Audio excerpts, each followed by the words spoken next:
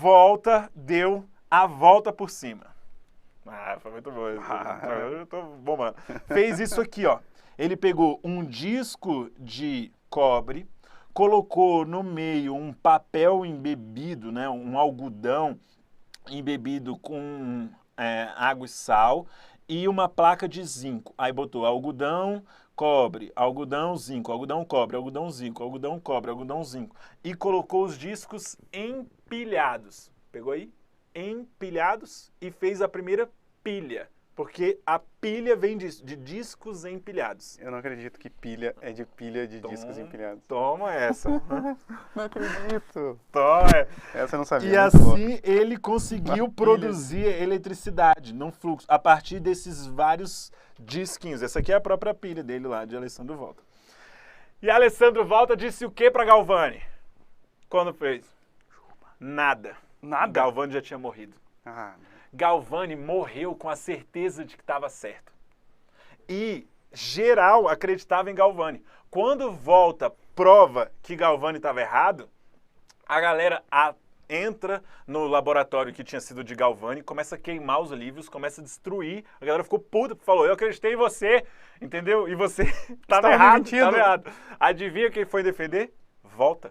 Volta chegou lá e falou, vocês respeitam, porque graças a esse cara que tanto me provocava, que era uma mente brilhante, é que eu cheguei onde eu cheguei. Eu chego até... Fiquei aqui, ó. Por isso que você faz isso com os alunos. Eu faço isso com os alunos. Então, Volta consegue provar que a eletricidade não tem uma vertente animal. Que, na verdade, ela vem pode ser obtido de diferentes materiais. Por que que Galvani não conseguia perceber isso? O escalpelo dele era de zinco. E quando ele apoiava o bichinho lá, estava numa placa de cobre. Entendeu? Então, na verdade, o sistema nervoso era só o meio para acontecer a transferência de carga, né, de elétricos, que a gente vai falar daqui a pouco, entre esses dois objetos. Muito louco, não? Caraca. Mais um detalhe sobre essa parte de Tales de Mileto e desse desenvolvimento da eletricidade, dos conceitos da eletricidade. Essa eletricidade que foi chamada depois, mais atualmente, mas ainda antigamente, de positiva, era a eletricidade que era capaz de ser armazenada no âmbar. Então, aquela eletricidade que ficava armazenada no âmbar foi depois chamada de positiva. E o outro tipo de eletricidade era o tipo de eletricidade, por exemplo, que ficava armazenada, se não me engano, no couro. Agora não lembro qual era o material. E aquela era negativa. Tá? Então, a gente tinha ali a eletricidade do âmbar, a eletricidade do outro material. Todo mundo se comportar que nem âmbar, vamos chamar de positivo. Todo mundo que for repelido pelo âmbar é positivo. Todo mundo que for, né, atraído pelo âmbar é negativo. E tá tudo bem. É isso aí. Alguém que está com dúvida se é positivo ou negativo, pega um âmbar, atrita lá e faz o experimento. Ah, tá repelindo. É de carga oposta. Não, tá repelindo. É de carga do mesmo tipo do âmbar. Tá atraindo. É de carga, né, no caso, negativa. Né? Se está atraindo negativo, se está repelindo negativo. É isso aí. E aí, por isso que hoje a gente tem vários termos, né, que agora vai mudar a sua cabeça. Por exemplo, a gente chama de célula galvânica, a gente chama de galvanismo, né, a gente chama de volts, ou né, voltagem. Todos esses termos aí relacionados ao nome desses dois, os grandes Isso, a unidade italianos. de medida de tensão elétrica é volt. Né? É isso, em homenagem ao Alessandro Volta. Que não pode falar voltagem. Ou pode falar voltagem? Pode, só não é o termo mais técnico ou adequado. Mas pode. Falar diferença de potencial. Depende do contexto. O termo mais geral é tensão elétrica. Esse é o termo geral. Usa tensão elétrica, não vai dar errado nunca. Vai dar sempre certo. Agora, diferença de potencial é um termo que está associado a campos eletrostáticos, a configurações elétricas estáticas. E força eletromotriz é que é o nome mais adequado para pilhas e baterias. Então, na física, na eletricidade, a gente tem essa diferenciação de termos. A força eletromotriz para pilhas e baterias, que está relacionada à quantidade de energia fornecida por unidade de carga, enquanto a diferença de potencial está associada a níveis de energia num campo elétrico. Tá. É isso. Mas ambos podem ser chamados de maneira mais genérica de tensão elétrica. Aí dá sempre certo. Boa. Bem, e aí, aqui são os pré-requisitos, né? Vou colocar um outro aqui só para completar. E também em 1820, a gente tem aqui, ó, descobriu o eletromagnetismo através de uma corrente elétrica em uma agulha. O que é importante a gente destacar? Lembra do modelo atômico de Dalton? Lembra da data que eu falei? Revolução Francesa, 1800 e pouco, né? Então a gente vai estar aqui, ó, 1808 é o modelo atômico de Dalton. Olha aqui. Cara, Como assim, professor? Aqui ele já tinha pilha, já tinha um monte de coisa e estava no modelo atômico de Dalton. Porque lembra aquilo que eu te falei? Não é porque o cara teve uma ideia, sabe que as coisas se atraem, que ele consegue vincular aquilo a uma justificativa a nível atômico, né? De estar formando isso como um tipo do átomo. Sei lá o que eles imaginavam, o que eles iriam propor de justificativa, se era uma substância, se era um fluido, se era... Sei lá, né? Fica muito difícil da gente elaborar hipóteses sabendo que a gente já sabe a resposta, assim, né? Então, o que se tinha de sentimento na época era que, bom, se sabe que a natureza está ali dentro, mas a gente já está conseguindo descrever os fenômenos. Ou seja, a física começou a se preocupar mais com o que ela conseguia explicar melhor, que era como funciona. O porquê, paciência. De repente o porquê não importa, porque a gente não consegue saber exatamente porquê. Mas como que funciona a mecânica das coisas, e é por isso que a física tem basicamente as suas 3 grandes áreas teóricas de mecânica clássica, mecânica quântica, mecânica relativística, para dizer como funciona. E está tudo bem. A gente só quer saber como funciona bem, para conseguir prever fenômenos e descrever fenômenos. E aí está tudo certo. Tá? Beleza. Bem, trouxe aqui alguns pré-requisitos e aí vem um outro muito importante, né, que é chamado do tubo de raios catódicos. Surge esse cara, Sir William Crookes, e o William Crookes consegue, lembra que a gente agora conseguia já produzir pilhas, né? Então, a partir do momento na ciência que inventa um novo negocinho, a galera sai inventando novos experimentos daquilo. Sei lá, inventou o... Agora vamos fazer pilha de tudo quanto é jeito. Fala aí de coisas que já surgiram. Por exemplo, surgiu aquele negocinho de ficar girando, aquele spin, lembra? Os alunos usavam, tipo, tira a ansiedade, o menino ficava girando. Lembra disso? Tinha luzinha, ficava brilhando. Então, a partir do momento que um inventou com um, o outro vai inventar com 3, outro vai inventar com luzinha, outro vai inventar com... Isso é ciência. O cara inventou a pilha, o cara vai botar a pilha no congelador, vai esquentar a pilha, vai botar não sei o quê, bota no líquido, bota no gás, bota no... Entendeu? Mas agora tem um brinquedo novo, assim. Então você tem que imaginar, a galera pega essa pilha e começa a melhorar e começa a fazer um monte de experimento com tudo, cada um com a sua ideia, assim. Nem todas as ideias levaram a enfim, a alguma conclusão significativa, assim. Mas, a partir daqui, William Crookes produz essa pilha aqui, né, que a gente vai caracterizar. E aqui você vai imaginar como se fosse uma pilha mesmo, só que de uma elevada tensão elétrica, é isso? Tá certo? De uma elevada tensão elétrica, tá vindo um fiozinho para cá, né, aqui vai ter um metal. Vai estar vindo um outro fiozinho para cá. Daqui a pouco a gente vai caracterizar, dar nomes para esses polos, para essas coisas, mas até então de forma mais simples. Isso está ligado a uma pilha, vamos dizer, uma bateria, enfim. E aí, a partir do momento que ele fazia isso, a gente consegue observar que... Cadê? Vai, toma ali. Esse cara... Ele tá com óculos de proteção, tudo bonitinho. Isso era o que ele conseguia visualizar, entendeu? Já resetei. Eu achava que ia conseguir pausar, não ia. Não, mas ficou bom, hein? Então ele conseguia fazer isso. Que diabo era isso? Não é assim que funciona, né? O cara conseguiu produzir isso a partir de um determinado potencial. Dentro desse tubo ele colocava um gás, uma pequeníssima quantidade. E a primeira coisa que ele fez foi o quê? Começar a colocar gases diferentes. Toda vez que colocava um gás diferente, mudava um pouco da coloração, mas essa natureza desse raio aí, dessa luz, desse negócio que ele não sabia o que era, sempre estava lá. Beleza? Bem, fez esse tubo, né? E nomeou isso, chamou esse tubo de raios catódicos. Bem, por que tubo de raios catódicos? Porque aqui era o cátodo. E lembra que nesse tempo, por que é o cátodo? Porque a galera falou, gente, o polo positivo da pilha vai ser o cátodo. Lembra? Isso, não foi assim, fez um cálculo, porque a carga positiva sai. Não. Polo positivo aqui dessa pilha vai ser cátodo, polo negativo vai ser ânodo. Quem vota a favor? Eu. Quem vota contra? Ninguém. Então fechou. Beleza, então o nome dele agora é cátodo. Entendeu? Beleza? Tá claro isso? Então, esse tubo de raios catódicos o raio está saindo do cátodo.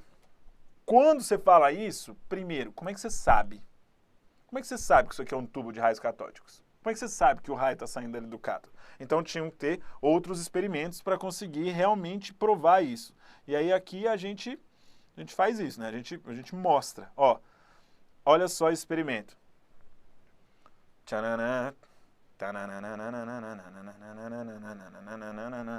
Batman, Batman. Beleza. O que está acontecendo? Foi projetada uma sombra nessa parte da imagem. Aqui, ó.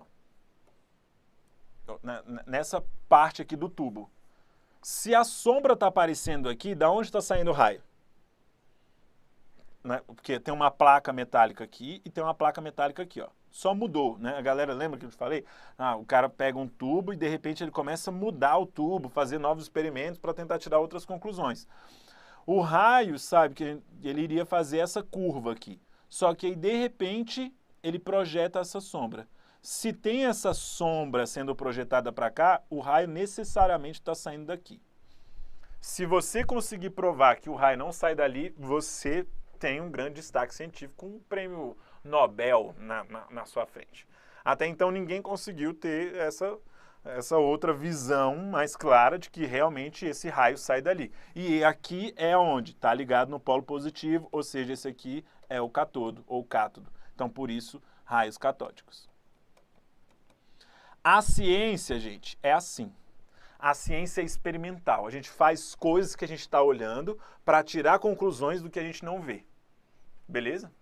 E isso é um ponto muito interessante. Ficou bonito. Muito importante. Não, ficou lindo. Porque, galera, nenhum cientista entra num laboratório com um tubo de raios catódicos para ver o que será que ele vai descobrir naquele dia. Não, ele já está buscando uma resposta para alguma coisa. Então, ele vai montar um tubo de raios catódicos para tentar responder uma pergunta que ele tem. Então, ele está buscando respostas para alguma coisa. Então, as descobertas científicas, elas não são, assim, acidentais ou tipo, olha, caí na banheira e descobri uma coisa científica. Algumas surgiram assim, né? Pode até acontecer acidentes. Na química tiveram vários, assim, o cara estava produzindo uma substância pensando que era para um ponto, aí daqui a pouco botou a mão na boca e viu que era muito doce. Aí assim ele descobriu o adoçante. Isso não é necessariamente um acidente. Morreu assim. Pois é. Mas isso não é necessariamente um acidente. Ele está ali buscando uma resposta para alguma coisa, ele geralmente se surpreende com o resultado. Mas ele nem tanto responde, ou, por exemplo, descobre completamente por acidente, do tipo, eu não sei o que eu vou fazer hoje, vou para um laboratório ver se eu descubro alguma coisa científica. Não, isso não existe, né? O cara está buscando alguma coisa ali. E aí, durante aquele experimento, ele observa uma surpresa, ele observa alguma coisa que ele não estava esperando, ele, sei lá, vê uma reação em algum outro elemento que estava ali do lado, ele, opa, peraí, tem mais coisa aqui do que eu imaginava. Mas não que aquilo ali seja necessariamente um acidente. Ele está ali querendo o acidente, vamos dizer assim. Sim. Né? Ele está ali buscando isso. Sim, sim. Beleza? Aqui foi um experimento aí que a gente Isso, esse experimento foi genial. O outro, olha esse aqui. É claro que fizeram com cargas, aqui a gente tem, né, pode utilizar um ímã ou coisa do tipo, mas quando se aproximava cargas negativas desse raio, percebia que o raio sofria essa repulsa. Quando vai se aproximar de cargas positivas, esse raio era atraído. Né? Então, ó, de novo aí para você conseguir visualizar. Visível, toma. Então aqui a gente vai imaginar que ele está aproximando cargas negativas e ao aproximar cargas negativas acontece uma repulsão. Isso é o que você está vendo. O que você pode concluir daí? Até então, quais eram as premissas que ele tinha? Cargas elétricas iguais se repelem, opostos se atraem. O cara faz esse experimento, o que você consegue concluir? E todo mundo vai concluir. Eu não sei que diabo é isso, mas isso aqui tem carga negativa. Mas é negativo, com certeza. Isso aqui é negativo. E o interessante é que, inclusive ali, eu acho que ele está com um ímã mesmo. Se ele aproximar, por exemplo, um ímã, um polo magnético, por exemplo, do tipo norte ou do tipo sul, ele vai causar essa deflexão parecida com a aproximar também carga elétrica. Ou seja, se a gente tiver nesse tubo de raios catódicos, ele for mais incrementado, com barras, por exemplo, eletrificadas ali também, a gente vai conseguir desviar aquele feixe, com carga positiva e carga negativa, né? Uhum. E se a gente tiver um ímã, a gente também consegue deflexionar esse feixe. Sim. Ou seja, aquilo ali é carga negativa. Se tu sai da onde tá, sabe da onde que está saindo, para onde está indo, que é aquele tubo genial ali que ele fez sombra, né? Ele fez um arco de raios catódicos emitiu a luz do gás e, bom, de onde é que está vindo a sombra, né? Então o cara conseguiu. Genial, achei genial. E esses tubos de raios catódicos foi, assim, a sensação do momento, né? Todo mundo queria brincar com isso aí, porque bombando. o que mais a gente podia estudar, a estrutura da matéria ali, ó, não, enviando... Foi recorde de vendas, recorde de vendas.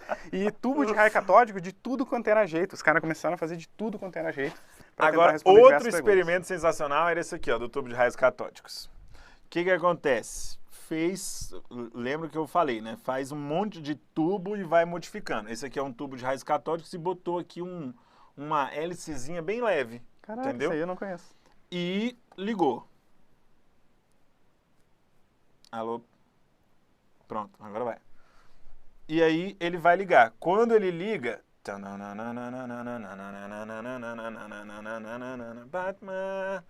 Isso é um spinning, né? Ó, então, o que aconteceu? Vamos lá, para você que não entendeu. Cara, quando aconteceu esse processo de ligar essa bateria, né?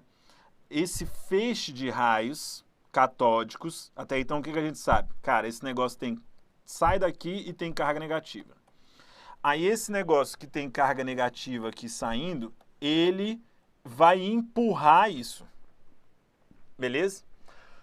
Isso é o que você está vendo. O que isso pode concluir? Exemplo. Eu pego aqui a lanterna do meu celular, deixo a porta aqui um pouco aberta. Pego a lanterna do celular, jogo na porta. A porta vai fechar com a luz, com a lanterna? Não. Pega uma lanterna mais forte. Pega o holofote do estádio. Vai empurrar, vai mover aquela porta ou vai mover o ventilador? Não. Por quê? Porque são energias. Aqui, esse raio, ele empurra uma matéria. E o que é a conclusão disso? Que esses raios têm que ser matéria. Você tem que visualizar que como ele está empurrando a matéria, tem que ser bolinhas pequenininhas que estão batendo naquilo. Se eu assopro a porta vai fechar. Por quê?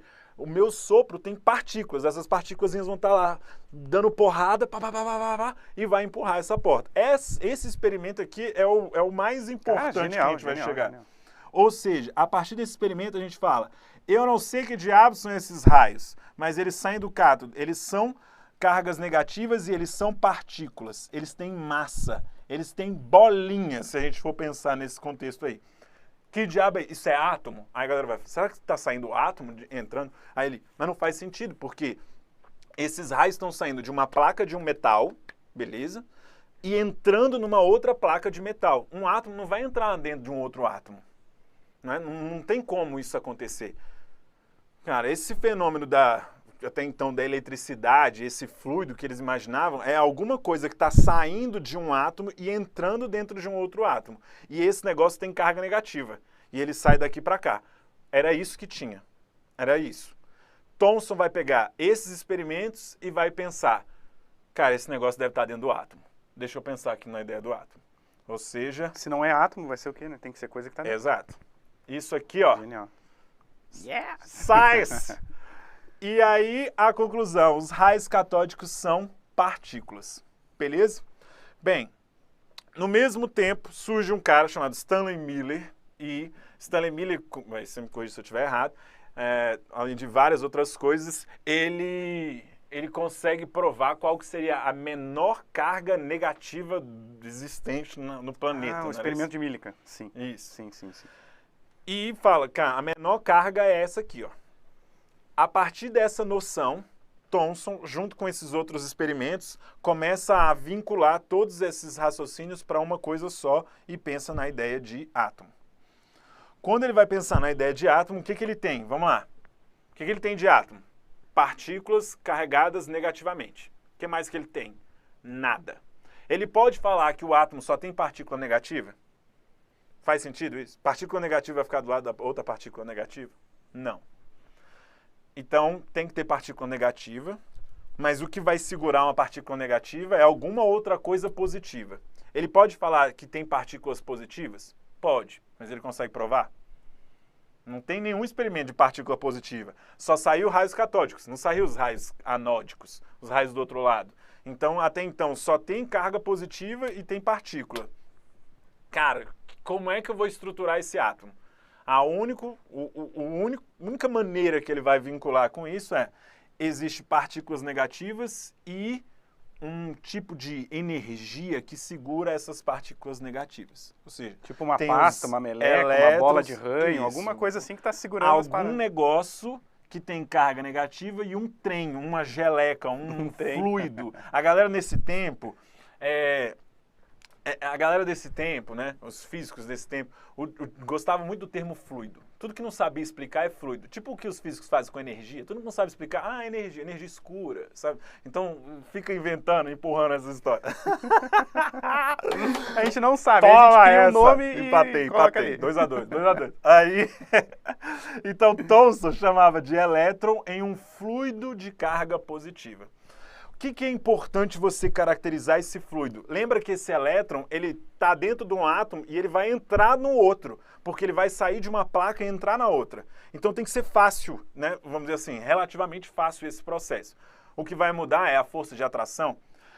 Thomson era brilhante, ele tem equações que provam, que ele tem, né, das suas teorias, assim, ele começa a caracterizar como é que era o movimento desses elétrons dentro desse fluido, a quantidade de carga, a quantidade de tensão, a força, então tudo isso. Quando ele apresentou, ninguém estava entendendo porra nenhuma. Nem ele. Nada, todo mundo estava assim, mas peraí, é uns elétrons dentro do quê? Ele de um fluido, porque olha só, essa força, não sei o que, gente...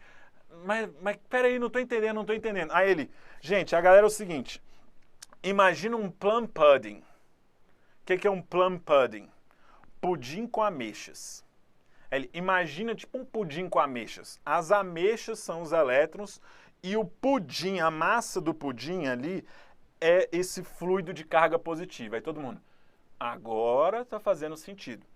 Ele não escreveu isso, ele falou. Só que aí, a partir do momento que ele falou, todo mundo entendeu, outras pessoas que foram falar do modelo atômico dele, escreveram de um plum pudding para as outras pessoas entenderem.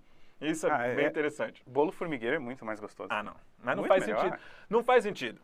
Por quê? Você tem um bolo formigueiro, um outro bolo formigueiro. Como é que tu vai tirar o formigueiro daqui e botar no outro bolo? São granulados de chocolate, não importa, são muito mais gostosos. Bolo formigueiro com granulado de chocolate? Claro, pedacinho de chocolate. Não tem granulado, não. Como não? Não tem. Bolo não tem, cadê? Então vamos para um panetone com gotas de chocolate. Não, ninguém gosta de panetone. Porra, eu gosto de panetone com gota de chocolate. Vai, outro exemplo.